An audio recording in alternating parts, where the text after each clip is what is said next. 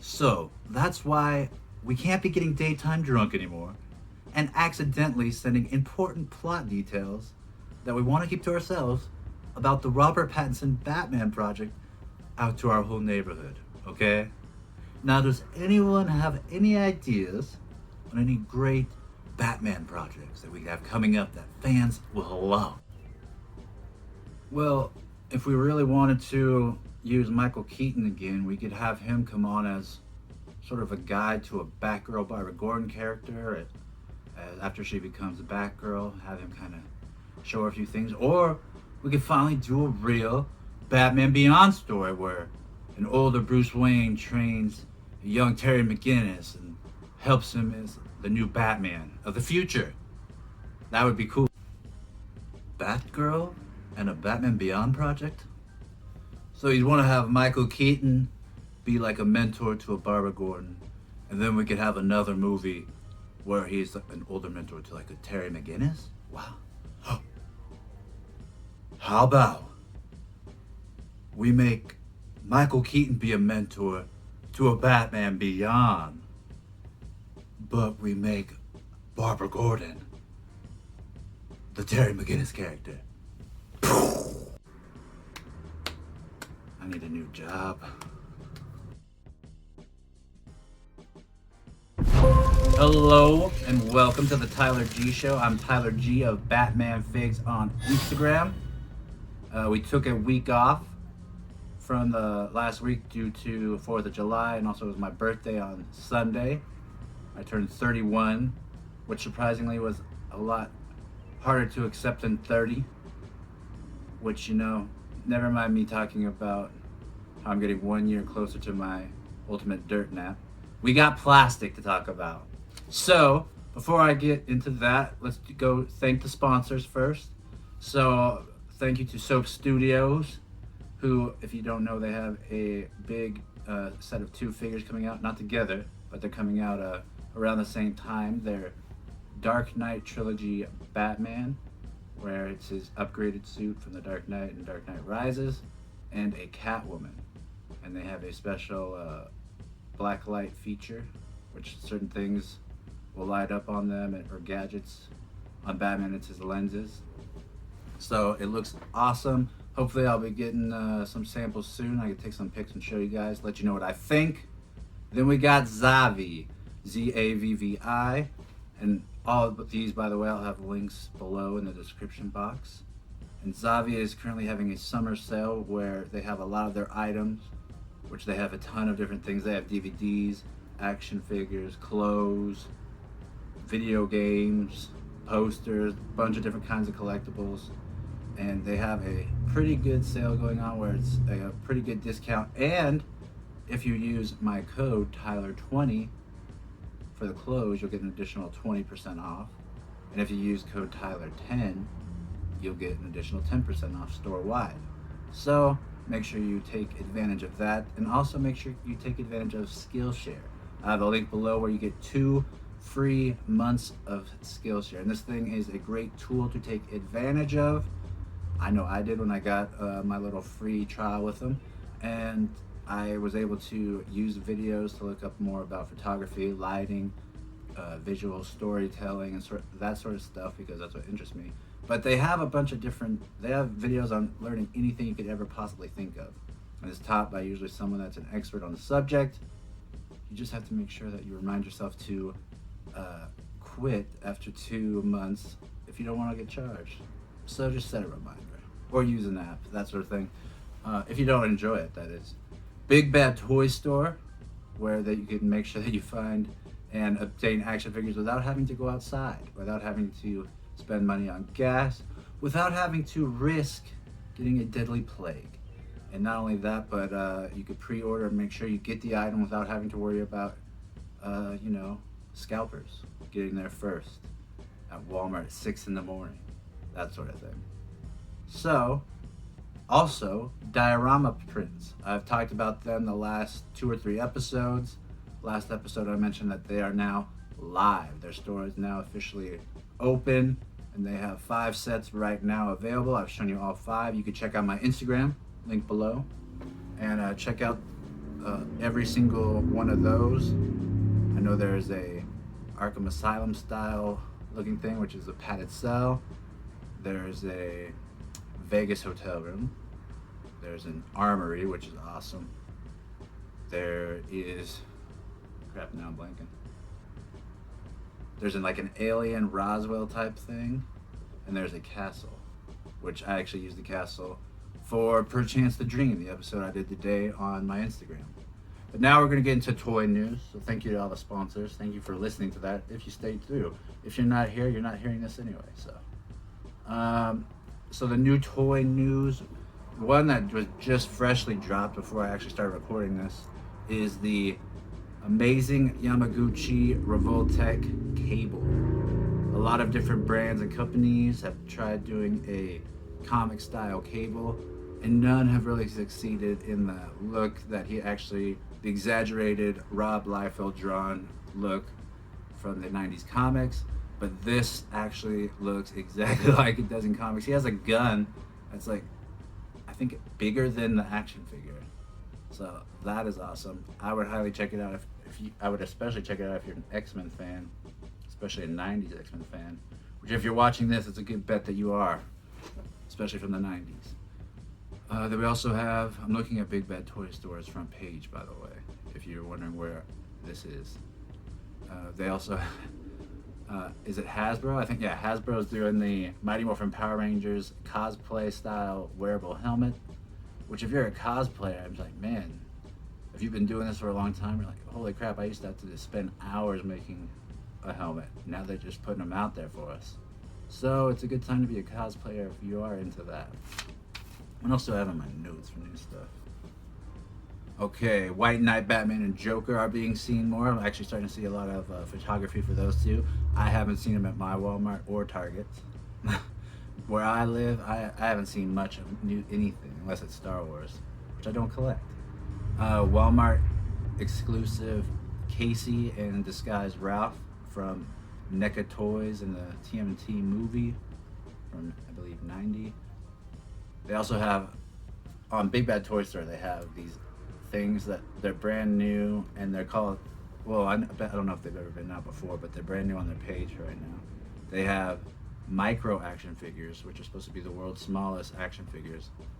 And if you are a toy photographer, there's no doubt you've seen like a 6-inch size figure holding another action figure, and you're like, where did they get that? Here they are. If you want to get a little action figure for your action figure, these are the things, and they make for pretty cool figure photography. Like imagine Damien in his room playing with all these little Power Ranger figures. I might have to do it. The only thing is, it's for like a bundle. It's $35, and I guess that's okay. I don't know the price range on a 1-inch figure because that's supposed to be, I think they're 1.5 inches. I don't know if 35 is a good deal. You'd have to see the quality, how many points of articulation these things have, or if they're just little baby dolls. But we'll see. In terms of DC Direct, I have not seen any animated figures at my local comic shops. Of course, I only have 2, but none of them have received the orders yet. So I'm probably gonna have to just pre-order it from Zavi or Bigbadtoystore, whichever one I think will get it first. But I have not seen those. I haven't had any word on the SH Figure Arts Batman 89. I'm actually gonna look that up right now. SH Figure Arts. See if they have any updates. Is it Mafex?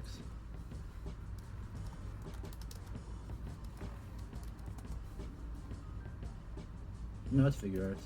You still pre-order it. Now it's up to September. Well, that makes sense. Still a great looking figure. I think I will not cancel. I'll just wait and be patient. There's a new Toxin Build-A-Figure, which looks like it's a repurposed Venom Build-A-Figure parts to make it look like Toxin, which I'm a fan of the symbiotes. I played Separation Anxiety and all that on Super Nintendo back in the day, so I always love a good symbiote storyline. Also, Mezco has a living doll, Scooby-Doo, Mystery Co. I think that looks pretty, or Mystery Inc. I think that's pretty cool for those dolls. I mean, it's nice to have some normal looking people and not always a zombie. Just mix it up a little bit. Good for you, Mezco. New NECA Alien stuff. I also saw Aliens 2 stuff at the store, and I was thinking about getting the Ripley just for the cat, because the cat accessory alone is pretty awesome. So if I don't find a cooler cat, I might have to buy that just for an animal accessory. Soap Studios. That's the last thing I'm hoping to get soon, show you guys. Haven't seen, I mean, there's some Super 7 stuff for Masters of the Universe, 1/6 scale. I saw some huge Broly figures in the NECA section at Target, but they didn't look like they had much articulation. So, I mean, that's all I got for toys or figures. I'm gonna go to Walmart, or not Walmart, I'm gonna go to Michael's, because for my birthday I got a Michael's gift card. So I'm gonna see if I could find any cool accessories there or any diorama pieces. But speaking of diorama pieces, I guess I wasn't done, because also on Bigbadtoystore they have a diorama set available to pre-order. And we talked about one of them before, and it was the cable. It looks like it's at a metal molting shop, like at Terminator 2 where he kills himself. And that was like almost $200. But the new one they have available is Stair Ruins, and it looks like a building that's been shot up and seen a lot of action, but with stairs. It's like a 2-story thing, and it's only, oh gosh, the Iron and Steel Factory 1/12 scale diorama that's up there at Bigbadtoystore is $300.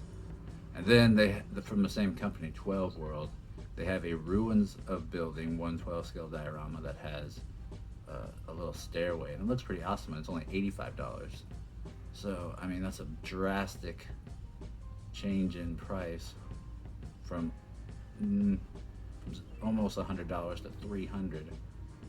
I might get the Ruins building just because of the stairs. They look awesome, but we will see, unless I see someone else able to review it, and if they talk me out of it, if it looks cheap. But so from the pictures it looks awesome, which is what they're supposed to do as a company. All right, media news. So we got a lot of stuff on Michael Keaton just in the last day or two, due to rumors and that sort of thing. Now, last time I did a show, which was now 2 weeks ago, we talked about how there were a lot of things and ideas that you kind of sense that Warner Brothers wanted to do, from hiring or getting back Michael Keaton and using him as Batman. And I went on to say how I could see him as a mentor role in a Batgirl movie, not in terms of like teaching her everything, but as being a guide, as someone like a help along the way.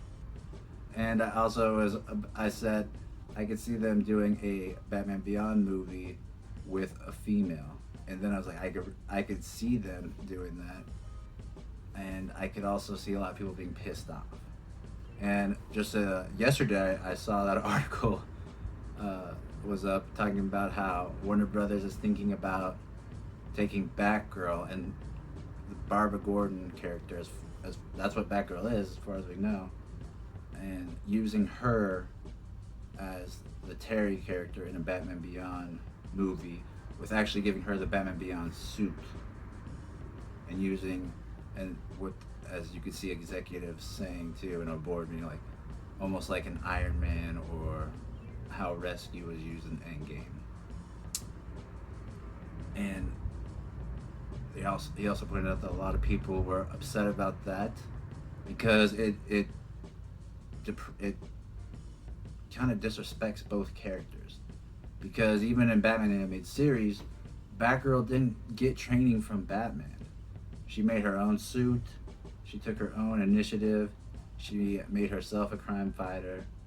She also was already like extremely brilliant with computers and technology. She knew everything when it came to GCPD stuff because her dad. So there's a lot of character there, and what a lot of people love is the fact that she is a go-getter and she does it herself, and she proved herself to Batman, not Batman taking her in and showing her everything, giving her a powered up suit like Batman Beyond does, because and you have to remember, Bruce is wearing the Batman Beyond suit when he's in his mid 50s in the animated universe. It's a powered up suit because he himself is physically weaker. I believe he might even be in his 60s when he's wearing it. But he is weaker, his heart can't take, all the action, so his suit's more powered up, and the strength's doubled or triple. He's got all these gadgets, he can turn invisible, he can fly. It's basically like an Iron Man suit, but Batman Beyond. And the reason he had to wear it is because he's old. So when he gives it to this young kid, who he's also training while he's being Batman in a powered up suit, it makes sense for Terry. But for Batgirl, it's like, why are you trying to marry these two ideas together? Because all it's going to do is make everyone unhappy. It's going to make no one want to see the movie. It's going to lose you millions of dollars. You're going to have a Birds of Prey type thing. You're going to have a Justice League sort of thing where you just bleed money and people just rip you apart. I'm sure you'll be in plenty of memes till the dawn of time. I don't understand why it's so hard for WB to see the character, try to learn about the character, and see what we as fans have come to love and learn about the character, and our investment of time spent reading these comics or watching the shows. We want to see something that we know. We don't want to see what I feel like is and I know there's a rumor that Taskmaster in the Black Widow movie might be revealed to be a woman, and we know that gender swapping has been big lately, and I don't mind it in certain contexts, and I know that most of the time it's just done to be shock value and to cause clickbait articles and that sort of thing. But if that's what you're gonna do with almost every character, it just feels like it's a lazy way to get a twist in a movie. When I'm sure when Taskmaster's revealed to be a woman, people are like, oh, I didn't see that coming. And I'm sure they think, oh, wait till we show them our Batman Beyond. We're gonna be so progressive. We're gonna have a female Batman Beyond. Yeah. I get what you're trying to do in being progressive and show that you don't have a problem with switching things up. The thing is like I said, this is established lore. These are characters that both girls and guys, women and men, and whoever else, they love the character for a reason, because it's a character that has been established. You switch that up, of course you're going to irk some people. Some might like it, some might not. But the majority, I don't think, are going to enjoy Barbara Gordon being used in the Terry McGinnis role. And also, Terry McGinnis is a great character.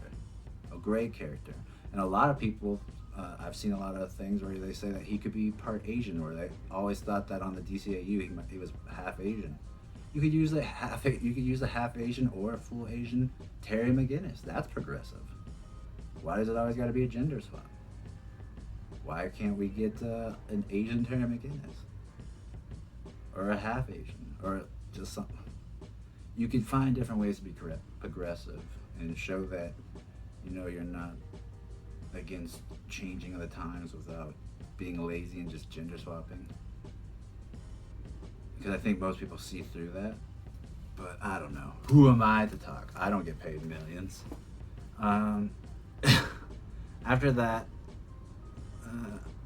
and I also wrote in my notes, in contrast with Miles Morales.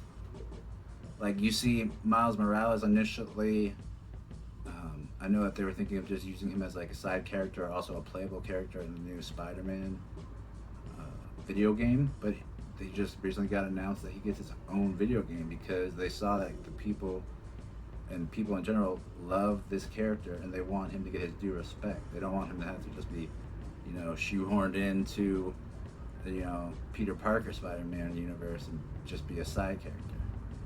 And that's what people don't want you to shoehorn in Barbara Gordon into being Batman Beyond, just so you could, in your mind, kill two birds with one stone. Yeah, we could finally get a Batgirl story out there. We could finally get a Batman Beyond out there, and we get Michael Keaton involved.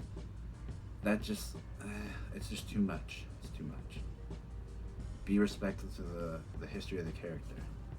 I mean, you already shot yourself in the foot with Birds of Prey. You could head over in Birds of Prey, and you have a great you have a lot of female comic book artists that have written great stories in Birds of Prey, and you just disrespected that. So you haven't been too nice to the fans, WB.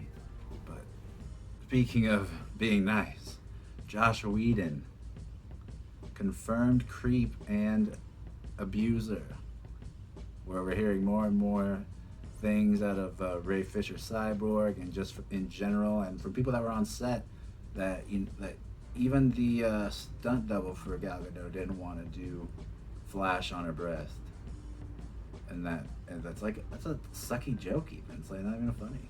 Oh, Flash fell on her cleavage. But I'm glad that this is coming out, because Josh Whedon, disgusting. But I mean, there's a lot that's come out about Josh Whedon, like infidelity to his own wife and stuff, so this doesn't really surprise me. Robert Pattinson movie, one of the few things that's been allowed to have a green light to start production again. And despite all these rumors and stuff that the movie, well, not even rumors, some stuff confirmed that from my sources, which you could see in previous videos, they're trying to be very realistic and a very down-to-earth and gritty Batman, kind of like Nolan. So what's one of the first things that they've said recently as they've been allowed the green light to start production again? Oh, we're nothing like Nolan's. We're gonna have our own look and our own, vibe to Gotham and all that. Well, yeah, of course, but that's just like taking someone else's paper and using different words and different descriptors and that sort of thing to kind of change it up and make it not as recognizable. We're not dumb. We're gonna be able to tell if you're doing a lot of the same stuff that Nolan did. And I'm just hoping he gives us, come up with some creativity, come up with some new stuff. Don't just copy or try to change it. But we'll see. Also, speaking of stuff that shook up the whole superhero genre last year, The Boys. We saw a trailer, I think it dropped yesterday or maybe 2 days ago, or maybe I'm just really out of the loop, but we saw a teaser trailer for season 2. It looks awesome. The first season I absolutely loved. We even had the guy that created the figures for the show and the prop designer, Dark McKnight, who you can follow on Instagram. I'll put him down in the link below. And we had him on the show and interviewed him and talked to him about it. He's been working his butt off on it, so I'm looking forward to seeing that second season, because it was actually a very creative and well done show. And it just turned the genre upside down. You're like, okay, this is awesome. Episode review today for Batman the Animated Series. It's going to be Fire from Olympus. It's never an episode that I look forward to doing, because as a kid, I just always found it weird. It's a villain you never really hear of, but he actually gets a lot of play in the comics. And if you're a fan of Greek mythology, there's a lot of Easter eggs and references to different stories and myths from that. And it's actually, now watching it today, I had a lot of fun watching it. It's the 60th episode to air, and it was the 63rd produced. And when we start the episode with Gordon seen waiting for someone. His name is Yanni, and he wants to meet with Gordon to cut a deal because he has information on an item that was stolen, an electron discharge cannon, an EDC, not the conflict. That's gone missing. We see that the informant, he's trying to get to Gordon, but on the way he runs into some thugs who he appears to recognize, and they corner him in an alley. A car drives up, and we see a shadowy figure come out of the car, who I guess we're supposed to know is the boss or the head man in charge. And we only see a silhouette of him, but he kind of has like the little olive branches, the old school Olympics silhouette, and also he has like a lightning rod, it looks like. And then the next scene we see,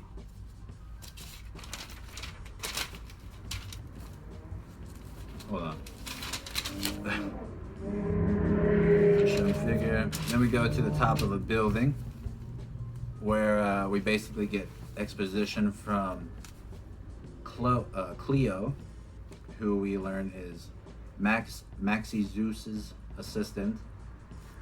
And we learn that Max is becoming disillusioned. He's thinking himself as the god Zeus incarnate, above all human laws and above human things. He even says like going through the streets is being like going to the earthly realm, and he hates it. He finds it disgusting. So he's a business owner, and that has to do with shipping. And because he's become so powerful and rich, he's become completely disillusioned. He's shut himself off to the public, and he's created his own world in fantasy, and he loves living in it. So while we're actually at this whole exposition where we're learning about Max Zeus, Batman shows up at the top of his building in the Batwing, and we see how disillusioned Zeus or Max really is. I almost gave into it. He calls Batman Hades, and he thinks it's his brother, and Batman basically is like, oh, whatever. I'm coming here to ask you about the EDC, that electron discharge cannon. And he gets very defensive, and he says that, he banishes Batman so he can't come back. So we then see the assistant Cleo, he calls Cleopatra, basically in her apartment, looking at a picture of Max, wondering like where it all went wrong. And Batman appears, and he wants to ask basically how he got into that mental state, and also he wants her assistance and able to getting close to Max in order to stop him and able to get back the it gets worse at night when I'm trying to sleep. He wants to get close to Max so he could get the electron discharge cannon without creating a whole fuss and like making a confrontation. So he wants Cleo to help him with that. And so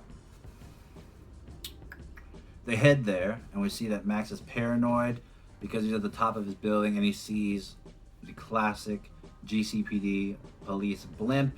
And so he busts out the cannon and he shoots a lightning rod at it, putting it on fire, popping the helium tank, their container filled, whatever, and the blimp crashes, making it officially a villain and doing something. Well, he was already a villain for stealing the cannon, but a violent villain.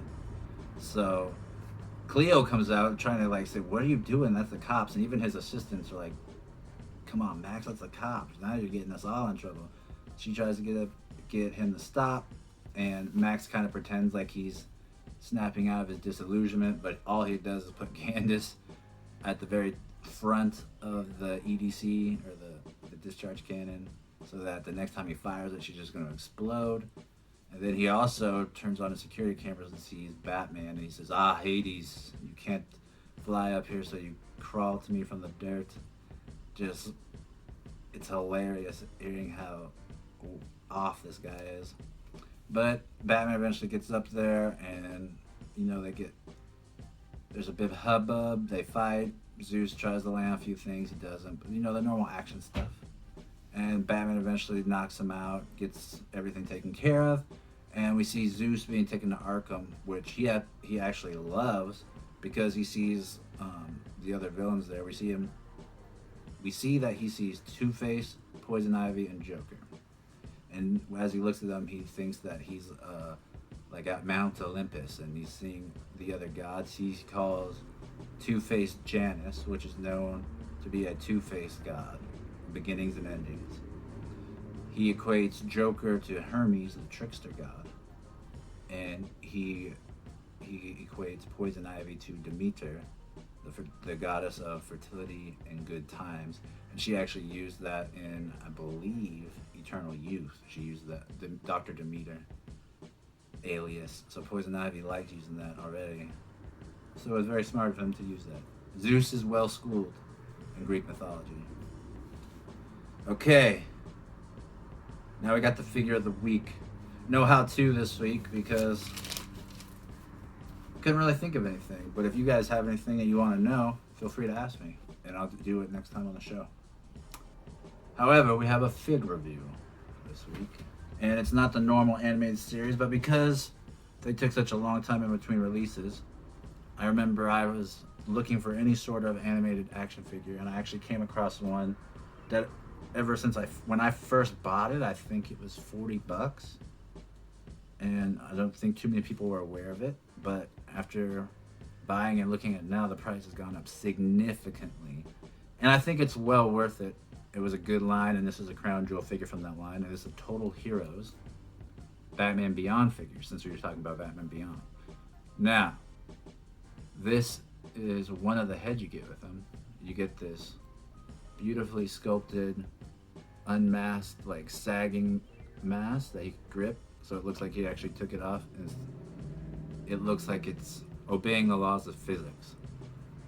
Then other head you could use on him, of course, is the Batman Beyond mask.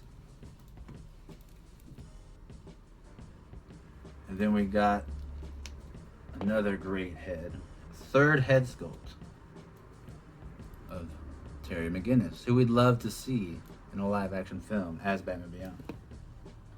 He also comes with a few hands. He has some flying hands, fist, gripping hands, a bunch of Batman Beyond batarangs, and if I can find it,